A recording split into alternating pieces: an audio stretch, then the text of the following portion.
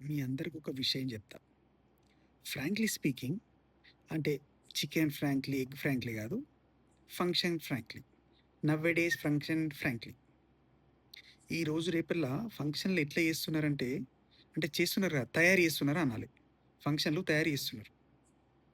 ఈ పూటకోటి, ఆ పూటకోటి, ఈ మాపటికోటి, ఆ మాపటికోటి, ఈ రోజోటి, రేపటి లెక్క ఒక్కొక్క ఫంక్షన్‌ని స్ప్లిట్ చేసి మరీ సెలబ్రేట్ చేసుకుంటున్నారు పొద్దున నుండి సాయంత్రం అట్లాగా.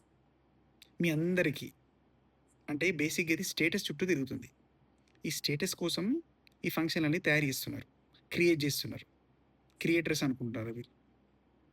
ఈ స్టేటస్ కోసం చేసే అందరికి ఒక విషయం చెప్తా. మీరు చేసే ఈ స్టేటస్ ఫంక్షన్‌లు, WhatsApp status 2 same. Both are same. Both are valid for 24 hours only. మీరెంతైనా ఖర్చు పెట్టారు. మీరు ఎట్లాంటి ఫంక్షన్ చేసినా, ఎంత చేసినా, ఆ చేసిన 24 అవర్సే జనాలు దాని గురించి మాట్లాడతారు.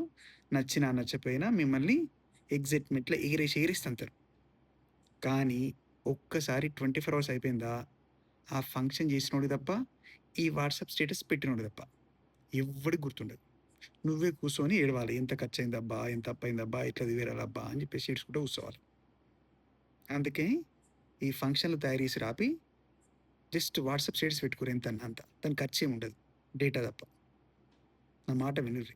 ఏమన్నా పెంచేదుంటే వేరే పెంచు. జనాల ఆయుష్షు పెంచుర్రి. నెలకు 30 రోజులే ఉన్నాయి కదా! దాన్నన్నా పెంచుర్రి. సంవత్సరానికి 365 రోజులు ఉన్నాయి కదా! దాన్నన్నా పెంచుర్రి. ఈ అనవసరమైన ఖర్చు పెట్టి స్టేటసు, షో ఆఫ్ ఎందుకవన్నీ? అన్నెసెసరీ ఖర్చు తప్ప. ఏమన్నా పెంచమన్నారా మిమ్మల్ని? చాలేమన్నా ఉన్న కాడికి? ఏం సరిపోతలేవా? ఒక ఫంక్షన్ చాలు నువ్వు ఎంత గొన్నా చూపించుకోవడానికి. Thank you.